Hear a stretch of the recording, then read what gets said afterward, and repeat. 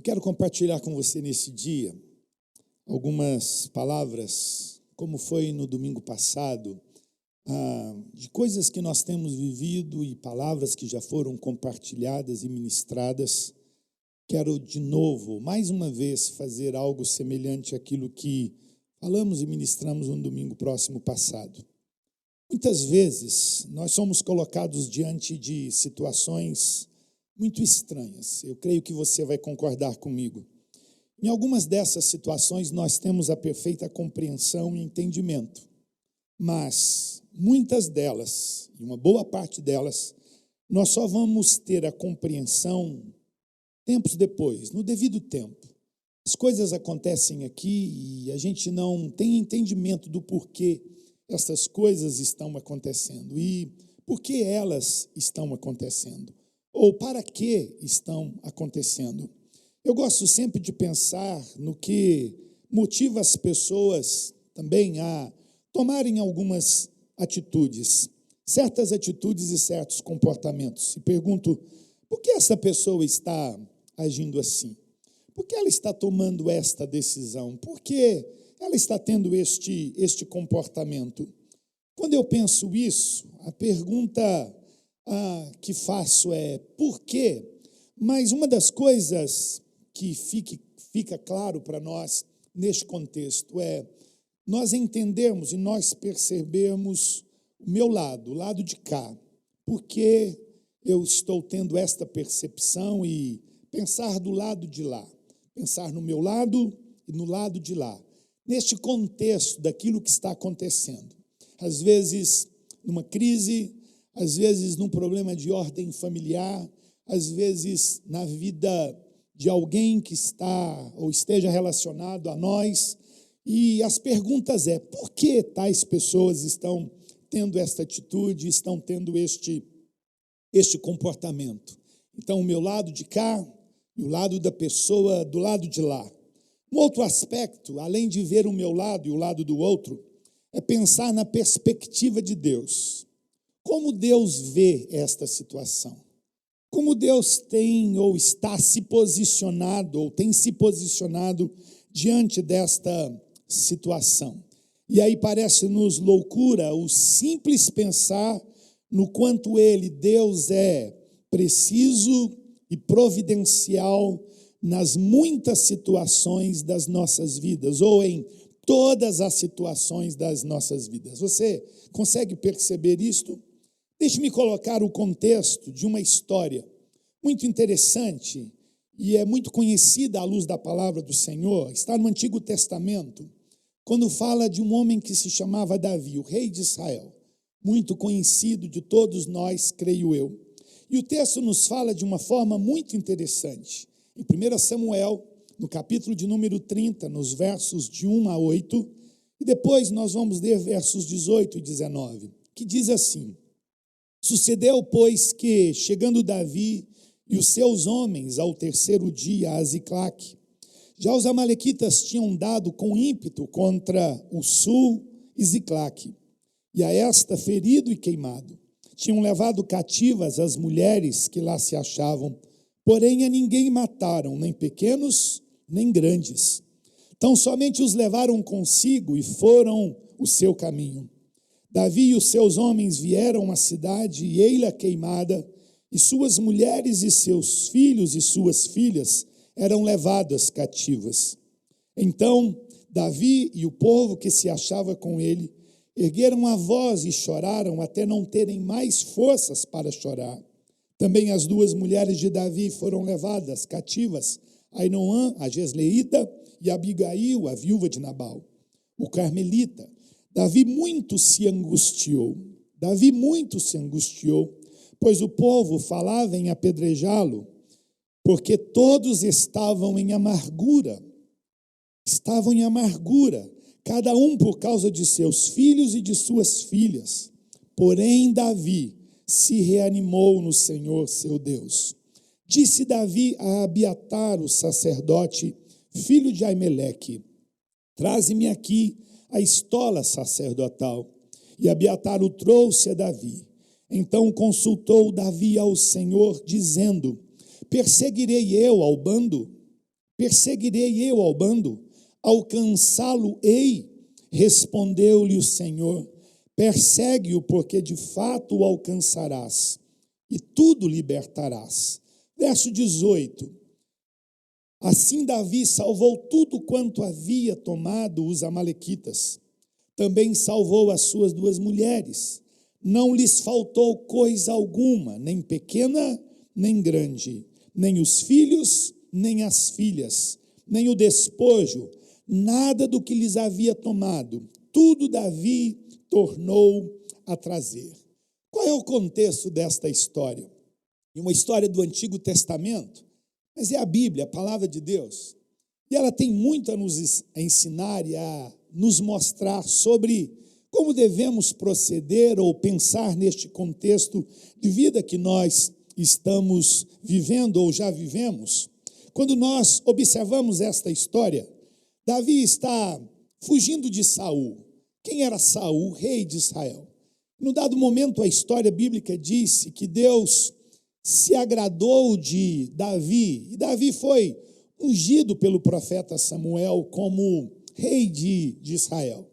Mas até que ele pudesse tomar o trono e chegar na posição de rei de Israel, ele passou por muitos problemas e muitas dificuldades, inclusive com Saul, fugindo de Saul, que até então era o rei de Israel. E quando Davi então está fugindo de Saul, e o relato bíblico em 1 Samuel nos mostra os muitos momentos em que ele foge, em que ele corre para que a sua vida seja ou fosse preservada, ele então foge para a terra dos filisteus. E os filisteus eram um povo inimigo, como também os amalequitas e outros povos ao redor de Israel. Mas Davi conseguiu conquistar o coração do rei filisteu Aquis. E este rei então permite que Davi e os seus comandados, o seu pequeno exército de 600 homens pudessem morar e habitar no sul da terra dos filisteus, na cidade de Ziclague, como o texto nos sugere.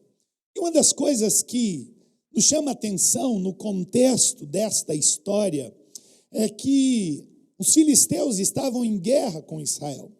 E quando nós lemos o capítulo anterior, o capítulo 29, nós vamos perceber que o desejo de Davi, num primeiro momento, é se juntar a Aquis e todos os filisteus para lutar contra Saul, rei de Israel. Mas Deus tem lá os seus caminhos, Deus tem lá os seus propósitos, e Deus então faz uma coisa muito interessante nesta história, e eu quero que você perceba o que está acontecendo aqui.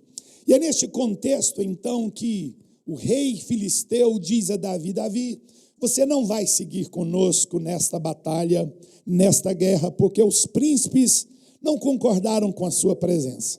E então a minha palavra é: volte para sua casa, volte para sua cidade com seus homens, para sua família. E a gente percebe e vê isso nos últimos versículos do capítulo 29. Vale lembrar e ressaltar neste contexto ainda, que Davi teria seguido aquela guerra, naquela peleja, e não retornaria para sua casa, para sua família, ou para suas famílias, ele e os seus comandados, mas ele seguiria em frente. E ele já estava fora de casa, no relato bíblico, já há 10 dias. E é neste contexto que eu acho e eu percebo como Deus é interessante, como Deus pode ser preciso e providencial. E ele então volta para a sua casa.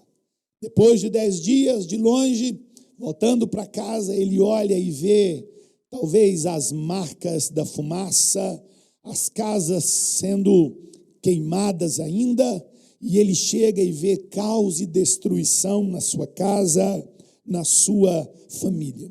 Vocês estão entendendo quando eu falo de um Deus que é preciso e providencial? Pense comigo, vamos pensar, se Deus tivesse permitido que Davi seguisse naquela viagem, ou naquela batalha ao lado do rei filisteu, o que teria acontecido com a sua casa, com a sua família, de todos aqueles homens? E agora, o que nós vamos fazer? Talvez esta tenha sido a pergunta. E agora o que nós vamos fazer? Tudo queimado, as casas queimadas, mulheres levadas escravas, filhos e filhas levadas como escravos. E agora o que nós vamos fazer?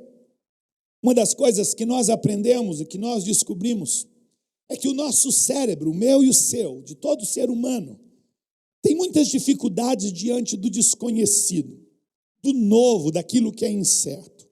Todas as vezes que nós pensamos em algo que é desconhecido, cada vez ou todas as vezes que algo estranho entra, está presente, isso traz uma série de inquietações e de incômodos na nossa alma, porque o nosso cérebro tem muita dificuldade.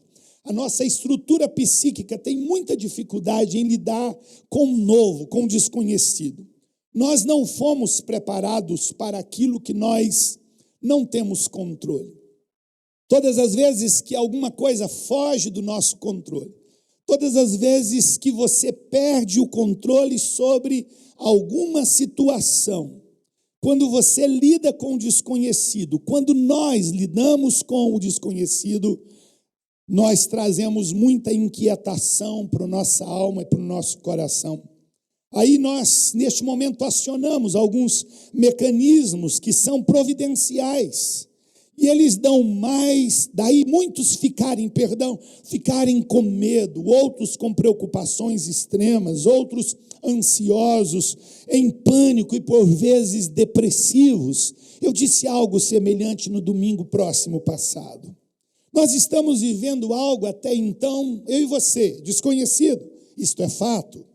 Uma doença desconhecida, preocupante, parece-nos ser preocupante, e é preocupante pelo que nós temos informações, as consequências sobre o que pode acontecer, e o problema aqui não é só um problema de saúde mundial, agora é um problema social, agora é um problema econômico, financeiro, agora é uma questão de economia, agora é uma questão de trabalho, renda das pessoas, e as inquietações estão aí, e os problemas estão aí. A pergunta que se faz: e agora? O que vai acontecer? O que nós vamos fazer diante dessas situações? Durante essa semana que se passou, eu conversei com vários homens, com várias pessoas, empresários, homens de negócios, dos mais diversos segmentos da sociedade, do mundo empresarial. E uma pergunta eu fiz a estes homens: e agora, o que vai acontecer? Como será? E eu pude ouvir diferentes opiniões, mas uma delas me disse: olha, devemos crer e depender tão somente de Deus, e é isso que nós fazemos, depender de Deus. Outro disse: nós precisamos tomar medidas pós-guerra. Outros disseram: nós estamos agora desenhando o pior cenário. E eu parei, pensei e disse a esses homens e a cada um deles: mas o que é que Deus diz a vocês sobre isto? Qual é a sua dependência de Deus sobre esta situação? Aonde está a nossa confiança em Deus? Mas eu quero então voltar a nossa atenção para a vida da igreja. Você, a igreja do Senhor. A igreja que está aqui, ali e acolá, espalhadas pelos 4 cantos desta terra e mundo afora. E nós queremos fazer uma pergunta, eu quero fazer uma pergunta: quem está no controle?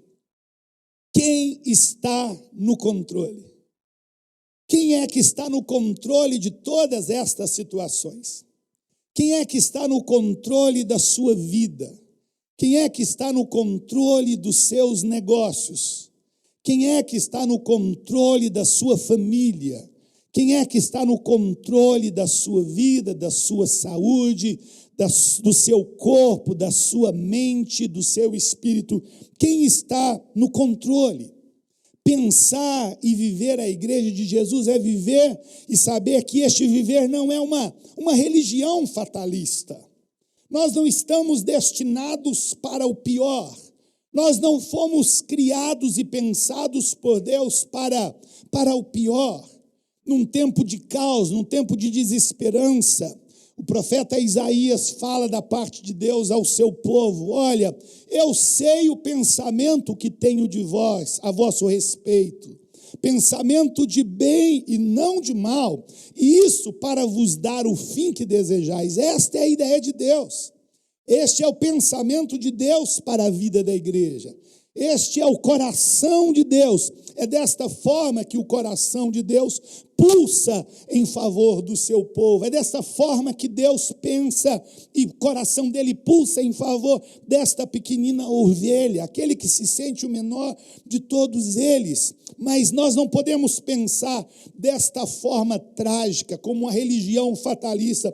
É saber que Deus colocou em nossas vidas, nas nossas mãos, o destino das nossas vidas. Será que isso é fácil de ser compreendido? Deus colocou nas nossas mãos, na minha mão, na sua mão, o destino das nossas vidas. Nós podemos dizer o que faremos das nossas vidas. Nós poderemos e podemos dizer a Deus ou às pessoas e a nós mesmos o que nós vamos fazer e dizer com as nossas vidas. É entender, saber e descobrir o quanto este Deus é preciso e providencial. Quando leio esta história, eu não penso no acaso. Eu não penso que as coisas aconteceram por acaso. Não. As coisas não acontecem por acaso na minha vida ou na sua vida. Deus é providencial, Deus é preciso, Deus tem o controle de todas as coisas, e entender isto é uma descoberta diária. Como posso eu entender ou perceber como e por que Deus está no controle? Repito, é uma descoberta. E fazer essa descoberta é uma das coisas mais interessantes que eu e você, nós podemos experimentar. Cada homem, não importa se você conhece a Jesus ou não, não importa se você está dando os primeiros passos com Jesus, o conhecer a Deus é um privilégio, é algo que está ao alcance de todo homem, e é nesta história, num contexto como este, que nós podemos conhecer e perceber e aprender de um Deus que é preciso e Ele é providencial. No Evangelho de Mateus, no capítulo 16, no versículo 18, num diálogo que Jesus tem com os seus discípulos, mas especificamente com Pedro. Pedro dá uma revelação e uma palavra a Jesus, dizendo que ele era o Cristo. Jesus disse: olha, Pedro, não foi carne e sangue que te revelou isto, mas foi o Espírito de Deus que te deu esta revelação, Pedro. Mas eu quero te dizer uma coisa: tu és Pedro, mas sobre esta pedra, Jesus falando dele mesmo, de si mesmo, sobre a minha vida, Pedro, eu vou edificar a minha igreja. Sobre esta pedra que sou eu edificarei a minha igreja, e as portas do inferno não prevalecerão contra a igreja, contra a minha igreja. Jesus estava dizendo: eu estou edificando uma estrutura que não pode ser abalada. Eu estou edificando uma estrutura que vai permanecer. E eu me lembrei esta semana, conversando com um amigo, e na nossa conversa eu perguntei a ele, falando das dificuldades, um dos colegas da igreja, e conversando, perguntei a ele: como está o seu coração? E ele demorou um tempo, ele engasgou um pouquinho, e ele respondeu e disse assim: Vasmir, eu estava me lembrando nesta história toda, de tudo que está acontecendo, das mudanças que estão vindo, daquilo que está vindo adiante.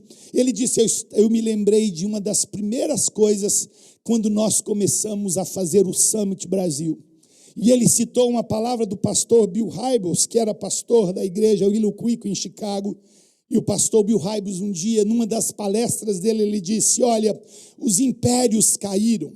O Império Grego caiu, o Império Babilônico caiu, o Império Romano caiu, grandes conglomerados caíram e faliram, mas ao longo dos anos a igreja tem sido perseguida, tem sido caçada, mas ela permanece porque ela foi fundada, não foi fundada por homem algum qualquer, foi fundada por Jesus. E quando ele disse isso ardeu no meu coração, isso revitalizou a minha confiança e a minha esperança. E eu disse: é isto mesmo, Deus. A igreja foi fundada pelo Senhor, e eu sou igreja, você é igreja, você é igreja, você é igreja, você é igreja, e as portas do inferno não prevalecerão contra a vida desta igreja. É o que Jesus nos diz na sua palavra. Nós nos tornamos, meus irmãos, hábeis em buscar caminhos alternativos. Eu e você, diante de uma adversidade, de uma situação complicada, nós nos tornamos hábeis em buscar caminhos alternativos. E nós temos liberdade para fazer isto. Eu creio que ao final de tudo isso que nós estamos passando, e entendemos que ainda passaremos, nós sairemos mais fortes. Nós sairemos mais fortes. E a pergunta é: por quê? É porque na adversidade, a adversidade nos faz mais criativos, a adversidade nos faz inventivos. Na calmaria, nós nos acomodamos, nós entramos na zona de conforto, mas uma situação como essa nos tira da zona de conforto e coloca-nos diante e nos expõe diante do problema, e o problema chega diante de nós e nós dizemos: e agora, o que eu vou fazer? Por vezes, a igreja tem se esquecido, eu e você, o que Jesus nos disse. Jesus disse assim: no mundo passais por aflições. Me parece claro, atual, verdadeiro. Pensando nesta palavra, observe em que contexto a Bíblia foi escrita. De Gênesis a Apocalipse, no contexto de guerras, de batalhas, de dificuldades, de perseguições, a vida lutando contra a morte, se opondo, trevas e luz, Deus e o inferno, e nós percebemos esta luta constante em toda a narrativa bíblica. E esta narrativa bíblica, ou a palavra de Deus, foi dada a mim e a você, para quê? Para que nós pudéssemos nos lembrar e entender de quem é Deus e do que nós somos também em Deus. No mundo passais por aflições. Sinceramente penso, quando ouço os noticiários, quando vejo um telejornal, e agora tomei a decisão de não mais ver, mas quando nós ouvimos tantas notícias, eu creio sinceramente que Deus está mexendo com as nações. Eu entendo que Deus está mexendo com todas as nações da terra. Talvez seja uma visão muito escatológica, talvez não, é uma visão escatológica, mas se o mundo não será o mesmo depois desta pandemia, nós temos absoluta certeza que a igreja também não será a mesma depois de todo este problema mundial. Por quê? Porque Jesus é o Senhor da igreja. E a Bíblia diz que as portas do inferno não prevalecerão contra a igreja de Jesus. Qual é a resposta que nós temos como igreja? Qual é a palavra que nós, como igreja, temos a dar ao mundo? Qual é a palavra que eu e você, nós, enquanto igreja, temos a dar às pessoas que estão desassistidas, em desesperança, angustiadas, em pânico, sofrendo? Qual a palavra que nós temos a esta gente? E eu quero então contextualizar um pouco. As ideias, ou a ideia de perdas, é uma das piores experiências que nós possamos viver. Repito novamente, a nossa mente, a nossa psique, a nossa estrutura psíquica não se adapta, não aceita, não trabalha com facilidade diante daquilo que é desconhecido. Mas quais são as situações que nós estamos vivendo? E as perdas são as piores coisas que nós possamos viver. Quando ela acontece, muitos sucumbem, desestruturam, desmoronam. Nós percebemos, acompanhando ao longo dos anos, as pessoas. É tão difícil, por exemplo, estar ao lado de alguém que sofreu a perda de um ente querido. de alguém que teve uma perda que não pode ser recuperada. E nós, muitas e muitas vezes, nós desestruturamos diante dessas situações. E quando nós voltamos os nossos olhos para este texto, estes homens, bem como Davi e os seus homens, estavam diante de uma perda, diante de uma situação que fugia do controle, diante de um problema que eles não poderiam, por eles mesmos, resolver. Eles estavam manietados, estavam impossibilitados, estavam aprisionados nas suas limitações. E é diante dessas situações de perdas, quando nós percebemos à luz do texto, eles perdem suas esposas, aqueles homens, perdem os seus filhos e filhas, perdem os seus bens, porque tudo que havia nas suas casas fora saqueado e levado pelo inimigo. Pior, as suas casas foram queimadas a fogo, como o texto nos mostra claramente. Mas uma das coisas agora é saber como lidar e agir diante das perdas. Os versos 1, 2 e 3 diz assim: sucedeu, pois, que chegando Davi e os seus homens ao terceiro dia, a Ziclague, já os amalequitas tinham dado com ímpeto contra o sul de Ziclague, e a esta ferido e queimado. Verso 2: tinham levado cativas as mulheres que lá se achavam, porém a ninguém mataram, nem pequenos, nem grandes. Tão somente os levaram consigo e foram seu caminho. Davi e os seus homens vieram à cidade, e ei-la queimada, e suas mulheres e seus filhos e suas filhas eram levados cativos. Observe esta história. Qual é a atitude? Qual é a disposição do nosso coração ou dos nossos corações diante de um fato como este? Como nós reagimos diante de perdas ou da possibilidade de perdas? Como nós reagimos diante daquilo que nos é impossível, daquilo que nós, repito, não temos o controle? Como nós reagimos diante destas coisas? E a palavra do Senhor nos mostra uma atitude tão comum, alguma coisa tão presente nas nossas vidas. E o versículo 4 nos fala sobre isto. Então, Davi e o povo que se achava com ele ergueram a voz e choraram até não terem mais forças para chorar. É assim que acontece. Diante de algumas situações, nós perdemos as forças completamente. E o texto diz que aqueles homens, 600 homens aproximadamente, choraram e choraram até perderem as suas forças. Eu entendo que há um momento para isto. Há um momento de preocupar. Há um momento de nós pararmos, pensarmos, reavaliarmos tudo e dizer assim: o que vai ser de agora em diante? O que vai acontecer? A situação que vivemos na vida de alguns que têm perdido os seus é uma situação de perda literal. Davi sofreu uma perda momentânea. Aquilo veio trazer uma instabilidade na vida dele e dos seus homens, dos seus comandados. Mas nós, muitas e muitas vezes, diante de situações de conflitos familiares, de dificuldades, a perda de alguém, uma situação econômica financeira que se desestabilizou, a situação de um filho, de uma filha, um diagnóstico complicado, aquilo que nós olhamos e dizemos: e agora? O que vai ser? O que vai acontecer?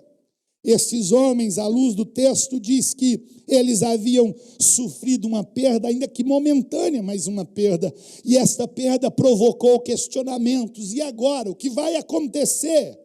E neste momento o texto diz que eles choram. E já imaginaram 600 homens chorando e chorando até perderem as suas forças, não terem mais forças para chorar, como o texto nos diz literalmente. E é neste contexto então que Deus precisa, deixe-me fazer uma correção, Deus quer agir. É neste momento que Deus deseja trabalhar. É neste momento que nós precisamos usar o texto da palavra e dizer: eu fiz calar e sossegar a minha alma, como o salmista nos sugere. É neste contexto que nós precisamos aquietar e saber quem Deus é. Como diz o salmista no Salmo 46, aquietai-vos e sabei que eu sou Deus. Sou exaltado no céu, sou exaltado na terra, dizendo: o nosso Deus tem todo o poder nos céus e na terra. É neste momento que nós precisamos então parar e pensar e silenciar a nossa alma, calar a nossa alma e dizer: ei, minha alma, espera em Deus. Ei, minha alma, sossega. Ei, minha alma, ei, meu coração, espera em Deus, como o salmista diz no Salmo 42. Mas neste contexto, ou nesta história, a história diz que Davi se angustiou. Meus irmãos, meus amigos, meus queridos, é permitido que nós nos angustiemos. É permitido que eu e você, que nós choremos. É permitido pela palavra e pela vida que nós tenhamos todos esses sentimentos. É permitido pela palavra e é saudável isto para mim e para você, que nós nos angustiemos. E o texto diz que Davi muito se angustiou, diz o versículo 6. Por quê? Porque as suas mulheres e os seus filhos e filhas tinham sido levados cativos, porque todos os seus bens foram levados pelo inimigo, as suas casas foram queimadas a fogo, tudo fora destruído. Ele se angustiou porque a desesperança tomou conta, e mais do que isso, segue o versículo 6, pois o povo falava em apedrejá-lo, porque todos estavam em amargura, cada um por causa de seus filhos e de suas filhas. De novo, mais uma vez, por que as pessoas têm tais atitudes? Por que aquele homem, aquela mulher desejou apedrejar o seu chefe, o seu líder? Qual é a motivação do seu coração? De novo, mais uma vez, por que ela está tendo este comportamento? E aqui a pergunta que eu faço: será que temos a resposta? Nos parece óbvio. Eles tiveram a resposta, sim. Eles estão entendendo perfeitamente que estão com seus corações amargurados. E o desejo de um coração amargurado é procurar responsáveis. Quem é o responsável pela calamidade que nós estamos vivendo? Quem é o responsável pela crise que nós estamos vivendo? Talvez fosse a pergunta que esses homens fizeram ali, Davi. Quem é o responsável? Vamos buscar um responsável. E acharam Davi o responsável por todas as suas mazelas. Quando a gente lê esta história, nós percebemos que era início da vida de Davi. Eram os primeiros anos da história da vida de Davi como comandante. Mas Davi cometeu uma falha, talvez aos nossos olhos, muito infantil. Ele sai para a região do norte, ou leste, melhor dizendo, para juntar-se aos filisteus, e ele deixa desguarnecida a sua cidade. E o inimigo como que dá uma volta e vem pelo extremo sul, e vai até as suas casas e toca nas suas vidas, nos mostrando e nos ensinando que nós precisamos ter sempre a nossa retaguarda, ter a nossa atenção em todos os sentidos, 360 graus, percebendo como o inimigo está agindo. Mas agora esses homens buscam um responsável. Quem é o responsável por isso? Davi é o responsável. Então vamos apedrejá-lo. Mas pergunto, tirar a vida de Davi traria aquela perda, ou traria a eles a resposta que eles necessitavam? Seguramente não. Muitas vezes nós pensamos, e alguns dias atrás estava conversando com um homem, num atendimento com ele, pessoal, e falando com ele, ele disse: pastor, o pensamento meu e o desejo meu no momento é apenas dar cabo da minha vida. quando a desesperança entra, quando o caos se estabelece na minha vida, na sua vida, na vida de alguém, seja ela qual for, nós percebemos que a desesperança, e esses homens disseram, vamos buscar um responsável e acabar com a vida dele e ter acessado o problema. Não, pare um pouquinho aí, pare um pouquinho. A Bíblia diz que Davi se angustiou. Esta coisa da angústia é tão comum a nós. Nós vivemos o século dos problemas psicoemocionais. E esta angústia é uma mudança de humor. É a perda da paz interior. É a dor que toma conta do coração de alguém. É um sentimento de insegurança, de impotência. Um ressentimento muitas vezes toma conta deste coração. Muitas vezes um mal-estar profundo. Ou a tristeza profunda que toma conta do coração. Esta é a ideia de angustiar-se. E quantas vezes você não tem estado assim? Quantas vezes nós não nos sentimos assim? Por que angústia? Porque tudo isso está acontecendo mais uma vez. De novo, eu quero fazer uma pergunta. Quem está no controle? Quem está no controle? Deus é preciso e providencial na sua vida. Temos experimentado este Deus que é preciso e providencial. Temos experimentado deste Deus que tem o controle de todas as coisas. Temos experimentado de um Deus que verdadeiramente cuida, não só promete, mas Ele prometeu que cuidaria e que cuida. Será que temos realmente experimentado deste Deus? Ora, houve choro, sim. Perdas, sim.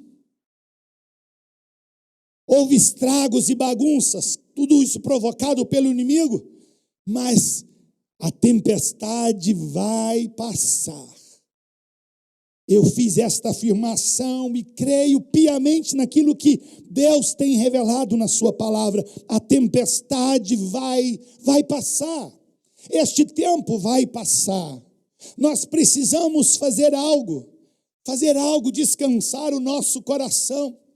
Paulo, quando escreve à igreja de Corinto, Paulo que estava passando por tribulações, perseguições, Paulo que estava sendo perseguido, Paulo que estava sofrendo por causa da sua vida em Cristo Jesus, lá em 2 Coríntios, no capítulo 4, no versículo 8 a 10, ele diz, em tudo somos atribulados, porém não angustiados, perplexos, porém não desanimados, perseguidos, porém não desamparados, abatidos, porém não destruídos, levando sempre no corpo morrer de Jesus, para que também a sua vida se manifeste em nosso corpo, ou seja, na vida de cada um de nós.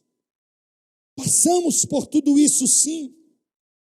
Não vamos pensar que as coisas, sermos irresponsáveis, sermos negligentes, sermos dispersos, dizendo, isso vai passar. Sim, a situação é complicada da vida de muitas nações, as igrejas, as casas, as famílias, mas nós precisamos entender e depender de quem nós dizemos que dependemos e confiamos.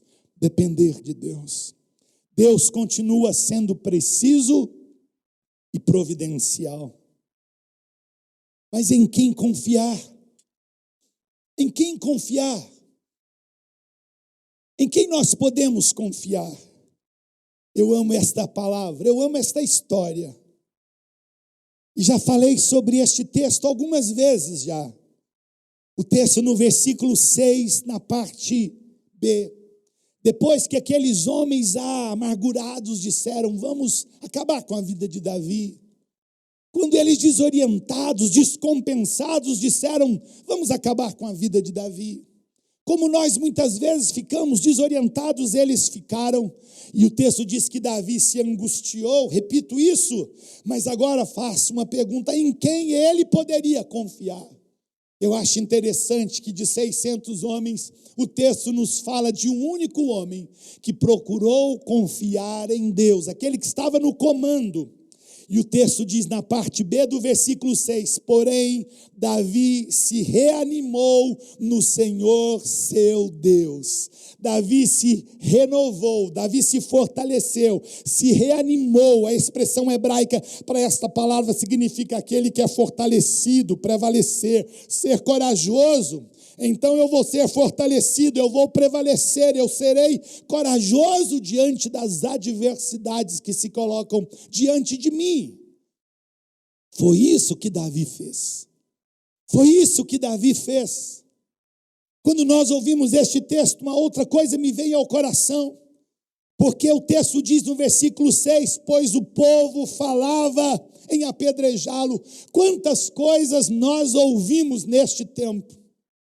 Quantas coisas, quantas notícias, quantas mensagens chegam no nosso Facebook, quantas mensagens chegam no nosso Instagram, quantas mensagens chegam no nosso WhatsApp, quantas mensagens no nosso e-mail, quantos telefonemas, quantas notícias que ouvimos no rádio, na televisão e assim por diante. O povo falava, nós precisamos fazer calar a voz do povo nos nossos ouvidos e corações, silenciar a voz do povo e dos problemas nos nossos ouvidos e corações e darmos ouvidos à voz de Deus. Davi disse assim, Senhor, o que tu tens a me dizer sobre isto?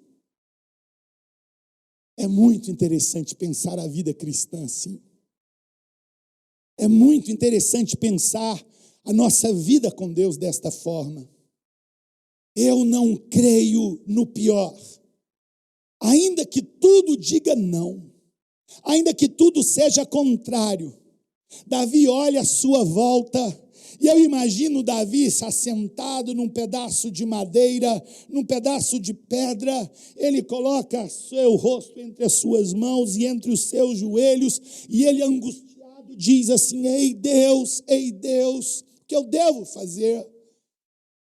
Porque se ele olha à sua volta, se ele dá ouvidos ao que o povo falava, o que as pessoas falavam, ele se angustiaria, ele morreria de tédio, de depressão, ele morreria ali naquela situação, mas o texto diz que ele procurou se reanimar em quem poderia reanimá-lo, ele buscou em Deus.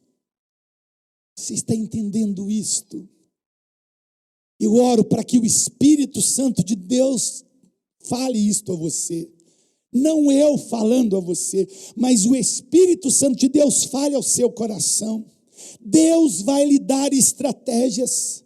Deus vai lhe apontar caminhos. Deus vai lhe dar as soluções para esta situação ou tantas quantas outras surgirem. Em quem confiar diante desta situação? O texto diz que Davi então faz uma coisa muito interessante. Ele então manda e chama o sacerdote. O sacerdote era aquele que levava o povo a Deus e trazia Deus até o povo. E ele faz uma consulta e pergunta a ele, o que eu devo fazer? O que eu devo fazer? Parece tão simples isso no nosso contexto. Mas o que nós devemos fazer? O que nós devemos fazer com a nossa saúde? Temos feito, estamos em isolamento, fechamos as portas da igreja, não estamos tendo grandes encontros, grandes celebrações. Podemos fazer isso? Podemos, é estratégico, é a direção para nós, estamos em obediência aos nossos governantes, é prudente fazer isto, mas o que nós vamos fazer além? Como será a estratégia da minha empresa, do meu negócio? Como vou trabalhar essa situação? Davi se reanimou no Senhor, seu Deus, mas depois ele disse assim, ei Deus, como devo fazer? Eu devo ir no encalço do inimigo? Devo ir atrás do inimigo? Ou eu devo continuar aqui chorando e lamentando a perda? Não é assim que muitos fazem? Não é assim que muitos, diante das perdas, se entregam, se prostram. Davi disse assim, não, eu não vou ficar prostrado, eu vou me reanimar no meu Deus, eu sei quem o meu Deus é, eu sei o que Ele fez por mim, eu sei que Ele é preciso e Ele é providencial, então deixe-me reagir diante deste quadro e dessa situação. E ele fez isto, e a palavra diz que ele então consulta a Deus. Eu gostaria que você fizesse algo, que você procurasse ouvir Deus. Desliga a televisão, ela está te fazendo mal. Bloqueie o seu WhatsApp, não acesse o seu Instagram, esqueça Facebook, esqueça todas essas redes sociais agora. Volte-se ao Senhor, volte-se à palavra do Senhor. Não se permita contaminar, não se permita adoecer, não permita que essas coisas te alcancem, porque vão falar, mas você precisa colocar os seus olhos, como o salmista diz, ergo os meus olhos para os montes, de onde me virá o socorro? E ele diz, o meu socorro vem do Senhor. É hora de nós, igreja, de cada homem de Deus, de cada mulher de Deus, erguer os olhos para os montes, porque se você dá ouvidos ao que está se falando, se você olha o que está acontecendo à sua volta, a sua alma corre um sério risco de adoecer e de se abater. Meus irmãos, há alguma coisa que me chama a atenção nesta história, dentre muitas, mas uma das coisas é aprender a confiar em Deus. Quem Deus é nas nossas vidas. O salmista, no Salmo 116, que é um dos textos mais lindos do Saltério, Davi diz assim, amo o Senhor, porque Ele ouve a minha voz e as minhas súplicas, porque inclinou para mim os seus ouvidos, invocá-lo-ei enquanto eu viver. Laços de morte me cercaram e angústias do inferno se apoderaram de mim.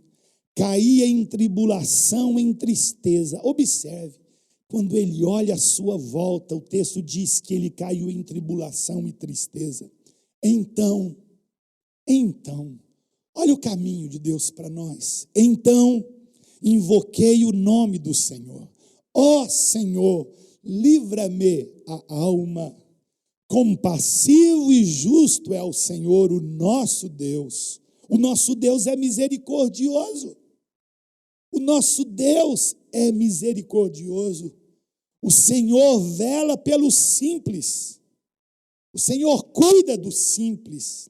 Achava-me prostrado e Ele me salvou. Volta, minha alma, ao teu sossego. Volta, minha alma, ao teu sossego, pois o Senhor tem sido generoso para contigo. Pois livraste da morte a minha alma, das lágrimas livraste os meus olhos, e da queda livraste os meus pés. Olha quem é Deus. Deus continua sendo preciso e providencial. A minha oração neste dia, a minha oração e o meu clamor, a minha súplica em seu favor, de todos quantos estão ouvindo e ouvirão esta mensagem, é que o Senhor possa trazer este sossego na sua alma. Espere no Senhor, descanse no Senhor. Davi conhecia a Deus. Davi conhecia a Deus de batalhas, de pelejas e de guerras, mas foi Davi que aprendeu em meio às guerras e batalhas, pegar uma harpa e adorar ao Senhor. E os salmos estão cheios, ou está cheio, o livro de Salmos está cheio de salmos, de canções, melodias, poesias, que este homem Davi, embora um homem de guerra, pôde compor para Deus e que chegou até nós. Que o seu coração descanse no Senhor, que você se fortaleça no Senhor. Escute, Deus vai dar as estratégias, mas você precisa humildemente chegar aos pés do Senhor, apresentar todas as suas queixas e demandas. apresentar ao Senhor todos os seus temores e preocupações. Isto é orar, é falar do coração, é dizer a Deus exatamente o que você está sentindo. Quando você for orar, não fique buscando palavras para dizer a Deus, palavras bonitas, conjugações dos verbos corretamente. Não. Expresse a sua alma, derrame o seu coração diante do Senhor e diga: Deus, aqui está a minha alma, eu estou cansado, preocupado, cheio de medos, de temores. Ei, Deus, olha para a minha vida, para o meu coração. Eu amo e cito este texto muitas e muitas vezes na minha vida, e eu quero mais uma vez citar este texto para encerrar esta palavra. Davi, num dado momento da sua vida, ele escreve uma das palavras lindas. Ele diz assim: o choro pode durar uma noite, mas a alegria vem pela manhã. Choro pode durar uma noite, mas a alegria vem pela manhã. Eu, todas as vezes que lembro deste salmo, ou desta palavra, eu me lembro das muitas vezes, e você que é pai sabe do que eu estou falando. Quando as minhas filhas crianças ainda ficavam doentes, e às vezes num processo alérgico, e elas tinham um problema alérgico, e vinha febre, gripe, e aquelas febres super altas mesmo, 39, 40 graus de febre, e eu me lembro que entrava debaixo do chuveiro com elas para baixar a temperatura, e a sensação que eu tinha é que elas estavam quase que fritando, sabe? Entrando debaixo daquele chuveiro. E eu ficava acordado com elas enquanto elas estavam com febre. E eu acho interessante algumas coisas, parece tão bobo, tão simples, mas muitas coisas nas nossas vidas acontecem ou são assim. Parece que aquela noite se tornava muito longa e a febre não abaixava. Você trabalhava, colocava toalha, colocava isso, aquilo outro, todas as ferramentas que se tinha disponível para abaixar aquela temperatura, e nada acontecia. E eu digo hoje, aquela febre ia como a noite também ia. Já perceberam isso? Quantas vezes o dia clareava, o dia começava a amanhecer, e aquela febre ia embora. É assim. O choro, o problema, a dificuldade, o medo, a ansiedade, a dificuldade por situações, N situações, tudo isso pode durar uma noite.